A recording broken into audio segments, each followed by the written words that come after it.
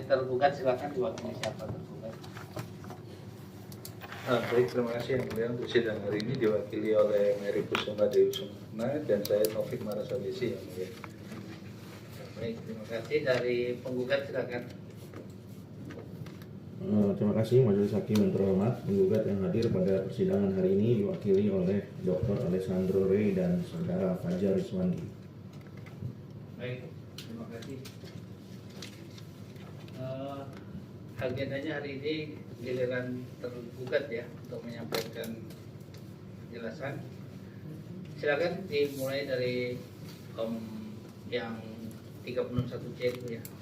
Baik, terima kasih yang mulia. Terkait gugatan atas keputusan pasal 36 ayat 1 huruf C, ini kami sampaikan untuk yang sengketa nomor 008721.99 yang mulia, karena sengketanya tipikal untuk 12 sengketa. Nomor berapa?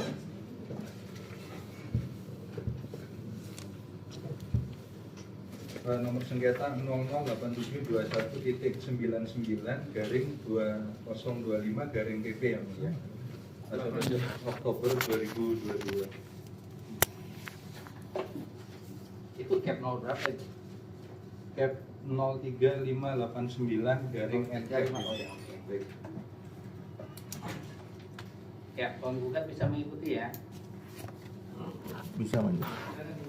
Baik yang mulia, bahwa kami menyampaikan dasar sengketa ini adalah terkait gugatan atas keputusan pasal 36 ayat 1 huruf C yang tergugat terbitkan sehubungan dengan permohonan pengurangan atau pembatalan atas STP, yaitu STP sehubungan dengan ketentuan pasal 14 ayat 4 Undang-Undang KUP yang mulia.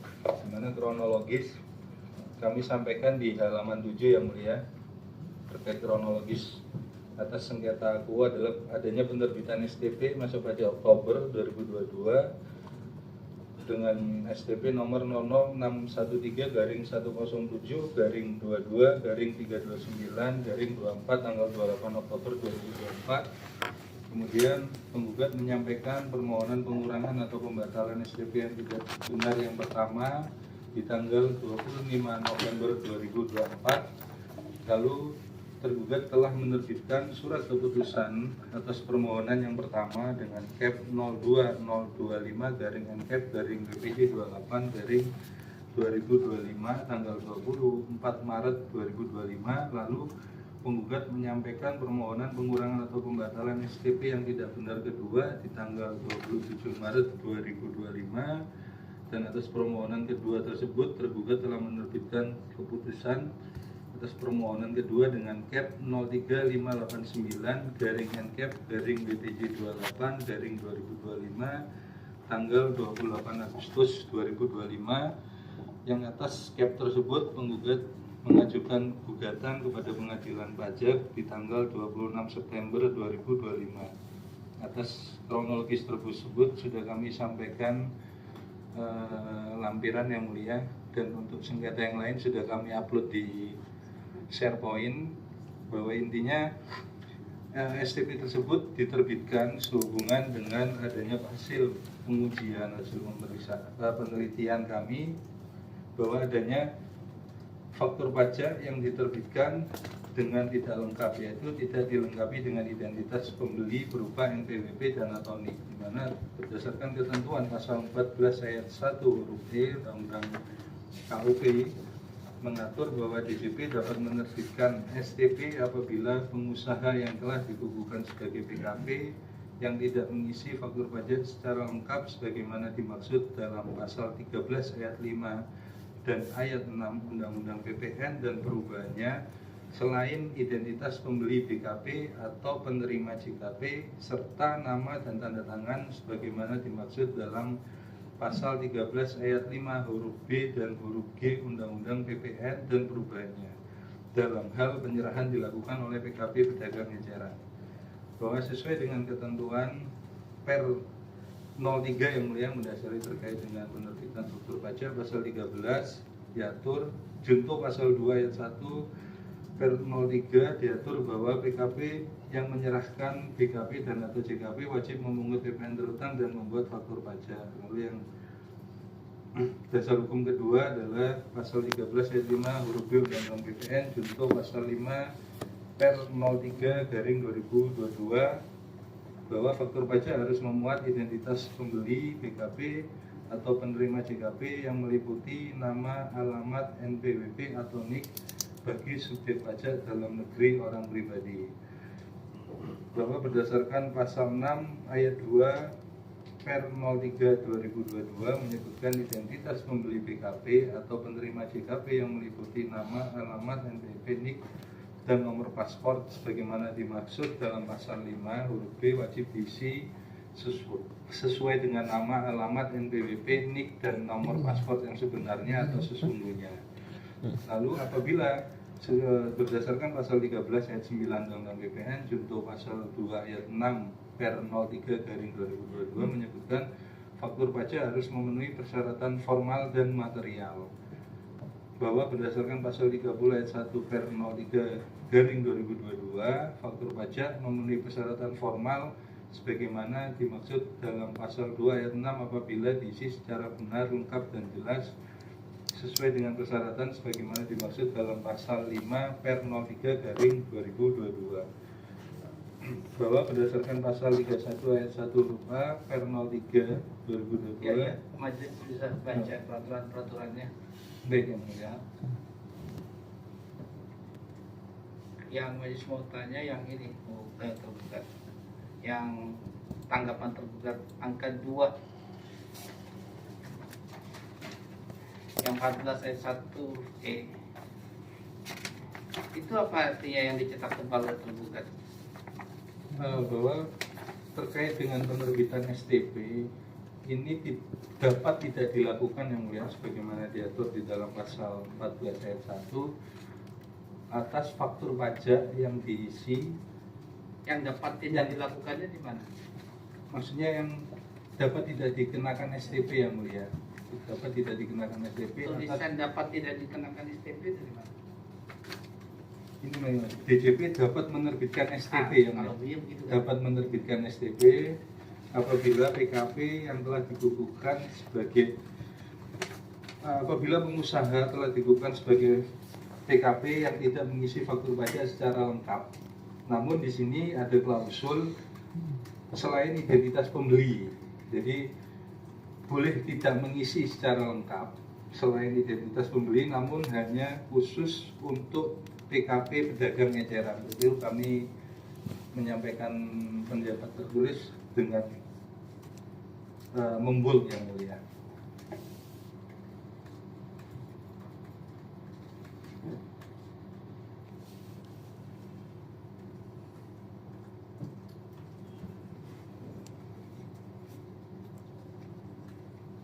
Ya.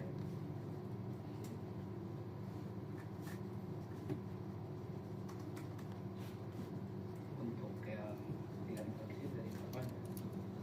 Dari Ibu. Baik yang surat paksa sekarang. Baik yang mulia untuk surat paksa ini ada satu yang mulia terkait dengan penjelasan terkait dengan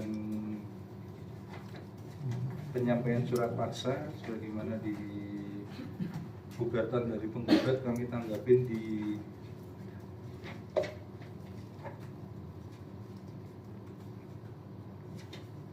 huruf C yang mulia, huruf C kapital.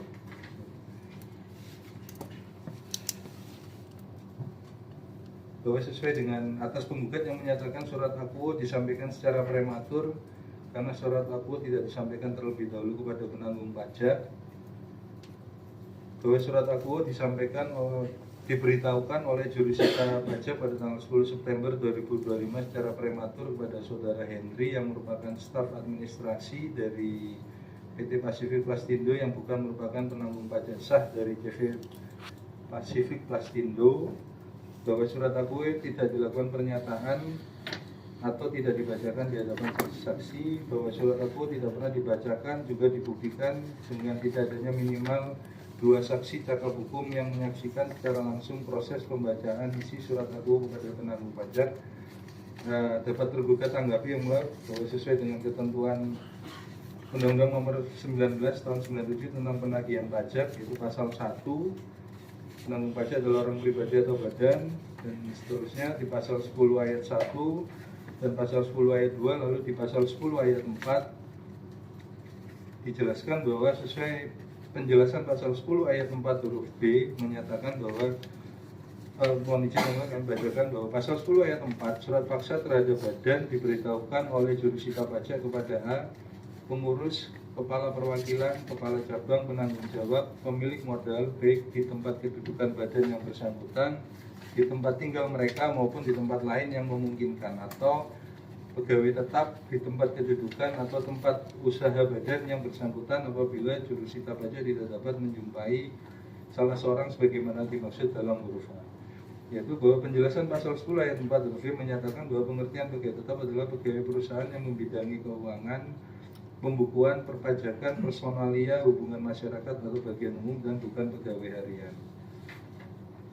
Bahwa sesuai dengan ketentuan tersebut yang kami tuliskan di surat penjelasan tertulis yang mulai hari ini, kronologis tindakan penagihan adalah sebagai berikut. Bahwa jurusita pajak KPP Madya Bandar Lampung atas nama Arifian Adi Nugroho memberitahukan surat paksa nomor SP 000-KPP.2810/2025 atas nama CV Pacific Plastindo NPWP 00195708232400 di tempat kedudukan CV Plastik Plastindo yang berlokasi di Jalan Ki Agus Anang LK1 nomor 999 RT 004 Ketapang Panjang Kota Bandar Lampung. Bahwa setelah sampai di lokasi, jurusita menanyakan mengenai keberadaan pengurus atas nama Edi kepada Satpam Jaga dalam rangka pemberitahuan surat paksa. Satpam menyatakan bahwa saudara Edi tidak berada di lokasi. Karena tidak berada di lokasi, jurusita menanyakan mengenai keberadaan pegawai bagian keuangan atau yang mengurus mengenai perpajakan. Satpam menyatakan bahwa pegawai bagian keuangan atau yang mengurus mengenai perpajakan juga tidak berada di lokasi. Kemudian jurusita menanyakan siapa pegawai yang berada di lokasi. Satpam menyatakan dan mengarahkan ke bagian HRD. Bahwa kemudian jurusita menemui pegawai bagian HRD dan memastikan kembali apakah ada pengurus atas nama Bapak Edi di lokasi. HRD menyatakan tidak ada. Jurusita menyampaikan maksud kedatangan yaitu ingin mengkonfirmasi mengenai utang pajak sekaligus pemberitahuan surat paksa. Beliau menyampaikan agar jurusita pajak menunggu staf administrasi yang mengurus perpajakan atas nama Hendriyadi. HRD memanggil Bapak Hendri yang kebetulan sedang keluar untuk kembali ke kantor. Setelah Bapak Hendriyadi datang, jurusita pajak menjelaskan mengenai tunggakan pajak yang masih harus dibayar serta tindakan penagihan mulai dari penerbitan surat teguran sampai dengan penerbitan surat paksa yang akan diberitahukan pada hari itu. Bahwa jurusita pajak memberitahukan surat paksa dengan cara membacakan isi surat paksa di hadapan Bapak Hendriyadi dan pegawai bagian HRD. Berita acara pemberitahuan surat paksa ditandatangani oleh Bapak Hendri dan Arifian Adi Nugroho. Berdasarkan ketentuan dan kronologis tersebut di atas, tergugat menyimpulkan sebagai berikut bahwa tergugat telah menyampaikan pemberitahuan surat paksa sesuai dengan ketentuan sebagaimana tersebut di atas, bahwa pemberitahuan surat paksa yang dibacakan di hadapan Bapak Hendriyadi selaku karyawan yang mengurusi perpajakan dan pegawai bagian HRD telah sesuai dengan ketentuan sebagaimana tersebut di atas serta telah ditandatangani dan dicap perusahaan CV Pacific Plastindo. Bahwa sesuai dengan pasal 10 ayat 2 Undang-Undang Nomor 19 Tahun 97 tentang penagihan pajak dengan surat paksa sebagaimana telah diubah dengan Undang-Undang Nomor 19 Tahun 2000 tentang perubahan atas dan seterusnya. Pemberitahuan surat paksa sebagaimana dimaksud dalam ayat 1 dituangkan dalam berita acara yang sekurang-kurangnya memuat hari dan tanggal pemberitahuan surat paksa. Nah, sesuai dengan pasal 17 ayat 1 PMK nomor 61 tahun 2023 diatur bahwa pemberitahuan surat paksa sebagaimana dimaksud dalam pasal 15 dituangkan dalam berita acara pemberitahuan surat paksa yang ditandatangani oleh jurusita dan pihak yang menerima pemberitahuan surat paksa, bahwa berita acara pemberitahuan surat paksa telah sesuai dengan ketentuan sebagaimana tersebut di atas yang ditandatangani oleh jurusita dan pihak yang menerima surat paksa. Demikian penjelasan tertulis kami, yang mulia.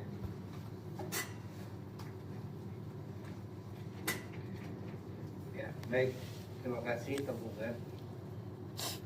Untuk yang mengenai kesalahan CP dan PT, apa penjelasan tergugat? Berdasarkan penjelasan dari jurusita, yang mulia, memang ada kesalahan terkait dengan penulisan PT atau CV, namun pada substansi surat tersebut ditujukan kepada CV Pacific Plastindo dan terdapat stempel dari CV Pacific Plastindo sebagai penerima dari surat paksa, yang mulia. Demikian, yang mulia. Ya, baik. Penggugat sudah mendengar penjelasan dari tergugat pada hari ini. Secara lisan sudah majelis, meskipun secara tertulis apa yang disampaikan tadi tidak seluruhnya dimuat. Apa yang tidak dimuat? Baik, penggugat akan sampaikan majelis beberapa hal yang tidak dimuat oleh tergugat ya dalam penjelasan tertulisnya atau dalam tanggapannya. Penggugat akan mulai dari perkara mengenai keputusan penolakan terkait dengan pembatalan STP yang tidak benar ya, atau permohonan pasal 361C Undang-Undang KUP. Yang pertama yang penggugat catat ya atau dengarkan tadi secara seksama, tergugat tidak menanggapi bahwa penggugat telah menyampaikan ketentuan Per 16 tahun 2014 ya, khususnya dalam pasal 11 ayat 3. Penggugat bacakan dulu majelis. Bunyinya ketentuan tersebut adalah Direktorat Jenderal Pajak memberikan persetujuan untuk setiap e-faktur yang telah diunggah atau diupload sepanjang nomor seri faktur pajak yang digunakan untuk penomoran e-faktur tersebut adalah nomor seri faktur pajak yang diberikan oleh Direktorat Jenderal Pajak kepada pengusaha kena pajak yang membuat e-faktur sesuai dengan ketentuan yang berlaku. Ya. Ya, itu dari itu Majelis sudah baca dari tempat penggugat ya. Ini yang tadi Majelis tanya, apa yang dijelaskan oleh penggugat sudah diterima dengan jelas oleh penggugat. Tadi Majelis pikir ada yang dijelaskan tidak ada tertulis, tapi ternyata yang dijelaskan semua sudah ada yang tertulisnya kan? Justru belum majelis. Makanya penggugat jelaskan ini. Bukan. Yang tadi menyampaikan mengenai Per 16 penggugat tergugat. Terkait dengan Per 30 ya, mulia. Per 03, maaf ya, Per 03 garing PJ garing 2020. Oh ya, ya. Mohon maaf ya, mulia. Yang dasar hukum yang kami sampaikan tadi terkait dengan Per 03 garing PJ garing 2020. Ya, begitu. Dia tanya Per 16. Ya, jadi yang disebutkan tadi itu bukan yang tadi penggugat sampaikan majelis, ya. Yang penggugat sampaikan itu memang tidak dituangkan sama sekali dan tidak ditanggapi. Nanti penggugat sampaikan itu sebagai pembelaan penggugat, ya kan? Majelis sudah baca juga penggugat. Iya, tadi kan pertanyaan ketua majelis apakah ada yang belum di... Nah, apakah yang sudah disampaikan oleh tergugat sudah diterima dengan jelas oleh penggugat? Secara penggugat bilang ada yang disampaikan secara lisan tapi belum secara tidak tertulis katanya begitu. Tapi kalau tadi kan memang nggak disampaikan Per 16 nggak jadikan bahan sama mereka, nggak jelaskan juga sama mereka. Kalau itu kan jadi keuntungannya penggugat. Nanti penggugat jelaskan pada majelis di pikirannya gitu. Kita atau sedang berpikiran ya. Ada lagi yang mau disampaikan penggugat? Iya, itu satu poin majelis. Makanya tadi penggugat menyampaikan bahwa penjelasan tertulis tergugat itu kan disampaikan karena gugatan penggugat kan majelis. Nah, tadi majelis bertanya apakah ada yang belum ditanggapi. Lalu penggugat setelah mencermati ada beberapa norma yang tidak ditanggapi. Khususnya tadi di pasal 11 ayat 3 per 16. Kemudian di per yang sama, tergugat juga tidak menyampaikan tanggapan mengenai pasal 18 ayat 1. Ya, di situ disebutkan majelis bahwa e-faktur wajib diunggah atau diupload ke Direktorat Jenderal Pajak menggunakan aplikasi e-faktur dan memperoleh persetujuan dari Direktorat Jenderal Pajak. Persetujuannya sudah ada, ya. Nah, tapi persoalannya kan kenapa dikoreksi? Nah, ini yang tidak ditanggapi. Jadi antara normatif dengan empiriknya tidak disampaikan secara bersamaan.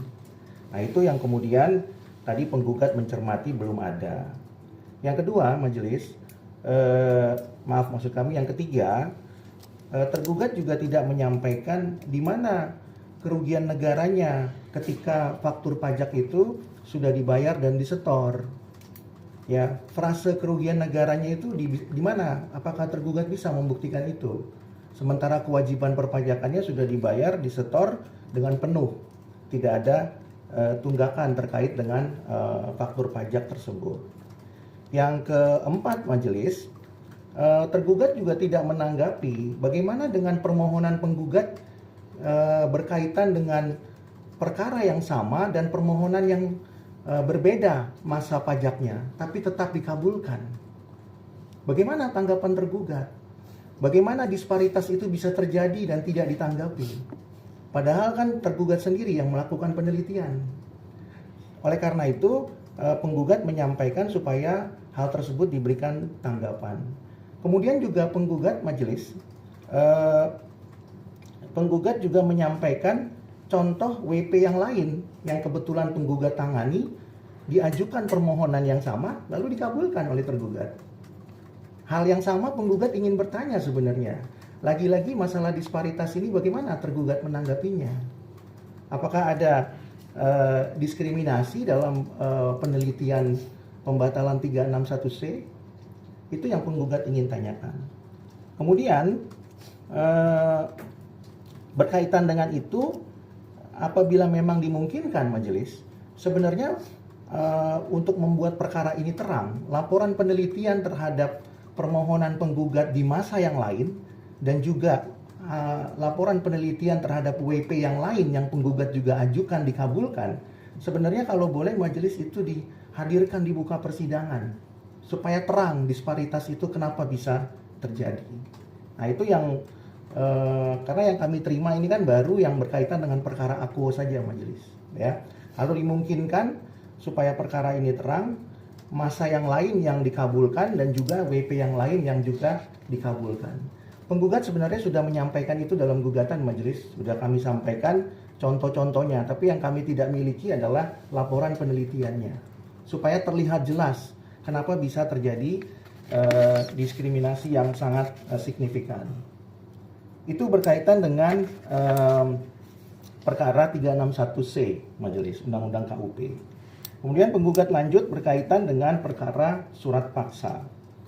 Tadi penggugat mencermati ada beberapa yang tidak dimuat di sana sehubungan dengan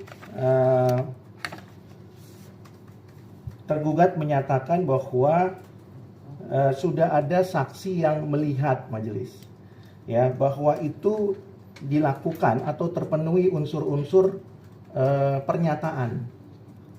Nah, kalau kita bicara ketentuan PMK 61 2023, pernyataan itu memang harus dibacakan, ya, dan ditanyakan apakah saudara mengerti apa yang dibacakan.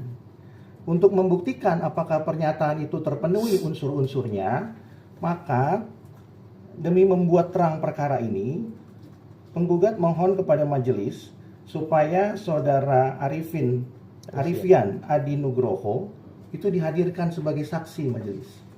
Karena jelas di sana pernyataan itu tidak terpenuhi, hal mana dibuktikan tidak ada dua saksi yang cakap hukum sebagaimana diatur di dalam Per 1 2022. Ya. Per 1 2022 sudah sangat jelas menyebutkan majelis bahwa pernyataan itu dibuktikan dengan dua saksi yang cakap hukum dan harus hadir.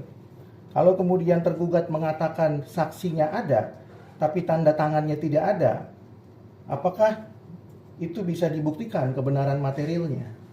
Ya, sementara yang bersangkutan tidak pernah menandatangani berita acara tersebut. Jadi kami mohon majelis sesuai dengan ketentuan pasal 55 ayat 1 Undang-Undang Pengadilan Pajak, penggugat mohon kepada majelis supaya saudara Arifian Adi Nugroho dihadirkan untuk dimintai keterangan majelis. Kemudian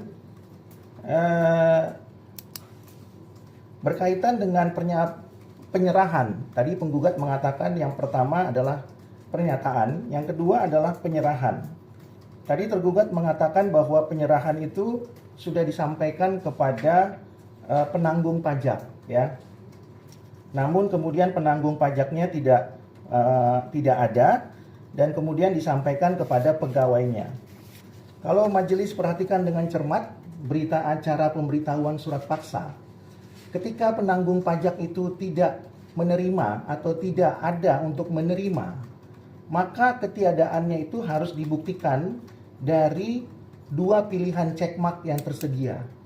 Checkmark yang pertama atau pilihan yang pertama adalah ketika wajib pajak, maksud kami ketika penanggung pajak itu tidak bersedia menerima atau ketiadaannya untuk menerima, maka harus dibuktikan dari halaman 1 dari berita acara tersebut.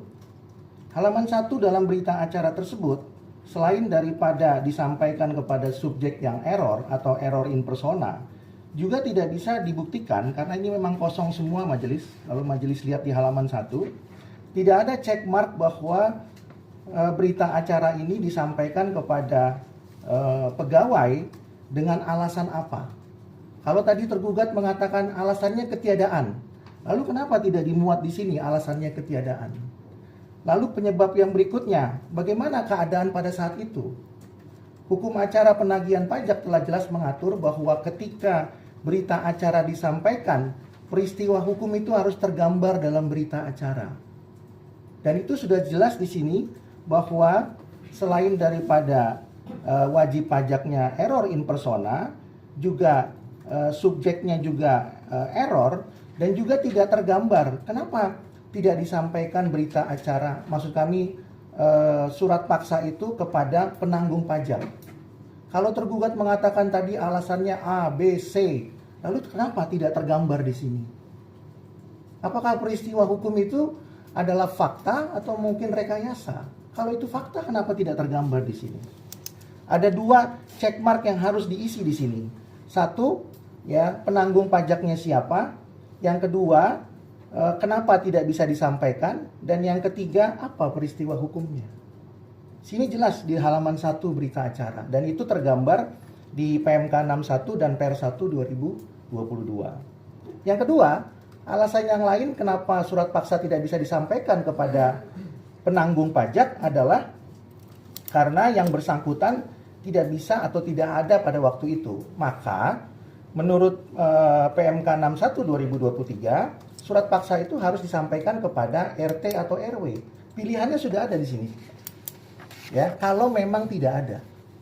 Nah, lagi-lagi pilihan itu juga tidak digunakan oleh tergugat. Ya, sehingga tidak tergambar peristiwa hukum yang sesungguhnya dari bagaimana cara menyampaikan surat paksa tersebut, ya. Di checkmark yang kedua ini jelas di situ menyebutkan saya jurusita pajak telah menyampaikan surat paksa ini kepada RT RW dengan alasan. Kemudian di situ disebutkan dengan menempelkan surat paksa pada papan pengumuman, ya, bla bla bla bla. Jadi jelas peristiwa hukumnya itu tidak bisa digambarkan oleh tergugat dengan mengatakan bahwa penanggung pajaknya tidak ada, lalu kami sampaikan kepada Pak Henry, tapi tidak tergambar dalam berita acara ini, ya. Sehingga dengan demikian sudah jelas bahwa unsur pernyataan maupun unsur penyertaan itu tidak dapat dibuktikan, ya, baik secara formil maupun secara material. Mungkin itu majelis. Oleh karena itu kami mohon supaya saudara jurusita Arifian Adi Nugroho itu bisa dihadirkan di muka persidangan. Demikian majelis, terima kasih. Ya, terima kasih penggugat dari Bapak. Ya, sebelum menghadirkan juru sipta ini, kira-kira penggugat kan tadi dikatakan oleh penggugat bahwa untuk terangnya suatu perkara, saudara Arifian ya namanya, Arifian perlu dihadirkan. Kira-kira yang belum terang menurut penggugat yang mana? Ya, terima kasih majelis hakim yang terhormat. Salah satunya tadi tergugat mengatakan bahwa ada 2 saksi. Tapi Ya. tidak ada dalam berita acara. Tidak ada dalam berita acara. Kurang terang itu. Karena tergugat tetap tidak mengakui majelis. Karena mohon izin majelis, pasal 36 ayat 1 huruf D. Penggugat. Ya. Oke, gantian. Ya. Kan yang mau membuat terang itu penggugatnya. Yang mau menghadirkan Arifian tadi itu terkait dengan pernyataan tiket penggugat bahwa ada 2 orang saksi. Tetapi dalam berita acara penyerahan surat paksa tidak ada tanda tangan saksi. Saya rasa itu sudah terang ya, bahwa memang tidak ada saksi gitu kan. Enggak, maksud majelis begini, supaya kita bisa efisien dan efektif ya. Kita harus sidang ini kalau bisa cepat, singkat, murah gitu ya, sederhana. Seperti itu aja, bukan majelis mau menghambat-hambat untuk menghadirkan saksi fakta ini. Tapi kalau faktanya sudah jelas, kan menurut majelis menjadi mesti baik. Tapi apapun itu, yang namanya masukan atau permintaan dari penggugat itu tetap hak penggugat ya. Tapi majelis mau tanya ke tergugat satu ya. Pada saat surat paksa dibacakan, itu dibacakan CV atau PT? Kami belum menerima pemberitahuan atau penjelasan dari jurusita terkait hal tersebut. Oke, dalam berita acara yang ada pada tergugat, ada ditandatangani 2 orang saksi ya? Berdasarkan berita acara yang kami dapat, tidak ya Mulia. Tidak ada ya? Saya clear. Terima kasih.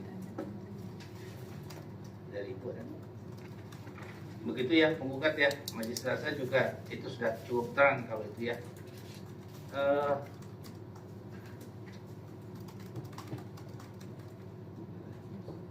Rasanya semua keterangan sudah cukup ya. Nanti sidang berikutnya masing-masing nyampaikan kesimpulan akhir aja. Ya. Sidang insya Allah kita laksanakan nanti tanggal 11 Maret 2026, masing-masing nyampaikan kesimpulan akhir. Permintaan majelis masing-masing sudah mengupload dokumen penjelasan tersebut 2 hari sebelum sidang dimulai. Ya. Mungkin dari share point ya, supaya sidang kita juga baik. Izin majelis. Iya. Ya. Kenapa tadi penggugat minta supaya saudara Arifian itu dihadirkan majelis?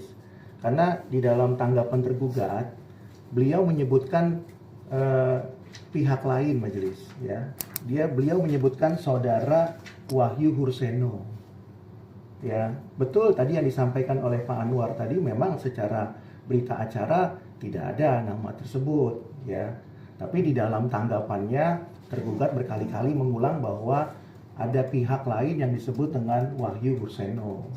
Makanya kembali kenapa kalau tergugat tidak mau mengakui itu, maka tadi penggugat mengusulkan supaya dihadirkannya saksi fakta tersebut.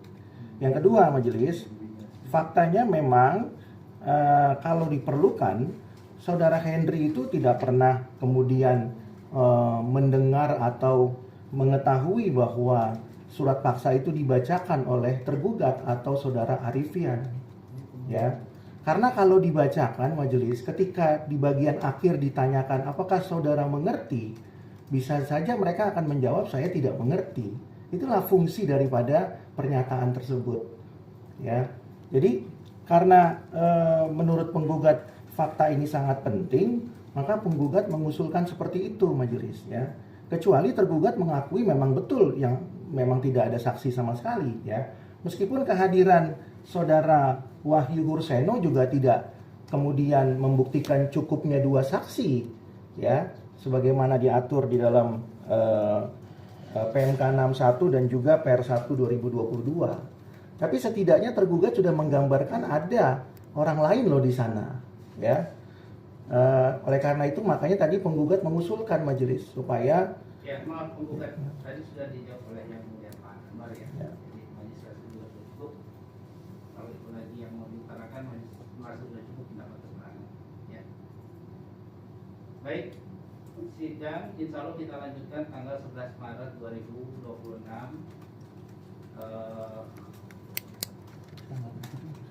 dengan catatan masing-masing. Kenapa? Penggugat masih mau bicara lagi? izin majelis, Ya. kalau boleh jangan tanggal 11 majelis.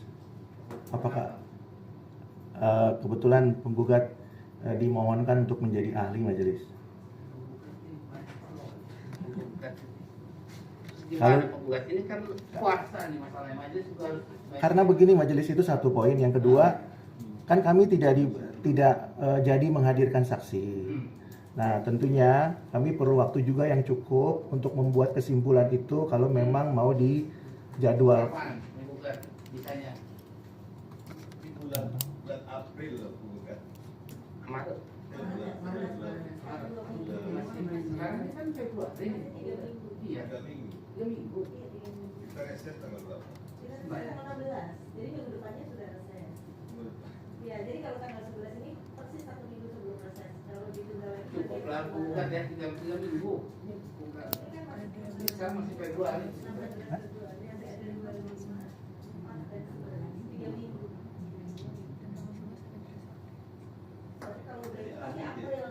Ahli di mana? Sekarang jadi ahli di sini juga apa di bukan? Di tempat lain majelis. Di pengadilan lain. Iya. Maksudnya tanggal 11 itu. Rencananya begitu majelis. Apakah dimungkinkan majelis sebelum reses atau mungkin Tanggal terakhir sebelum resesi di 11 Maret. karena izin majelis, kalau kami mencatat sebenarnya kan kalau tambahan waktunya kan deadline-nya 24 Juni ya majelis ya.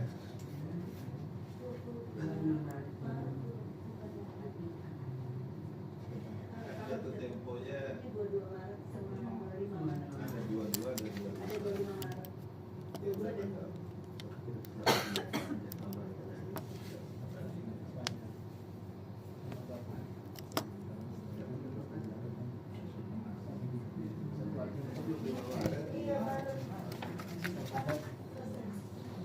Penggugat rasanya majelis ya 11 Maret tuh.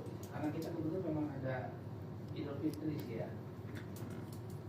Apakah dimungkinkan 1 April majelis? 1 April. Panjang. Udah panjang, super panjang. Orang Saya ya, tanya butuh sedikit waktu. penggugat. Kita kan penggugat sebenarnya kan hanya perlu bikin 2 ini ya. Yang selebihnya kan relatif kan dia identik. Kalau 3 minggu nggak cukup itu penggugat. Atau banyak sengketa yang tangan. Karena memang duplikasi juga majelis. Iya. Apa? Jangan. Baik, tergugat ternyata penggugat minta setelah lebaran, jadi bisa libur, tapi nanti libur lebaran jangan lupa tetap buat kesimpulan akhir ya. Gitu ya penggugat ya 1 April ya. Baik majelis. Baik, sidang insya Allah kita lanjutkan lagi tanggal 1 April dengan agenda masing-masing menyampaikan kesimpulan akhir untuk seluruh sengketa gugatan 13 berkas sengketa. Sidang selesai dan ditutup. Dengan selesainya pemeriksaan terhadap CP Pasir Prasidindo, maka hari ini Majelis 15B telah selesai melakukan persidangan dan dengan ini sidang ditutup. Ya, terima kasih.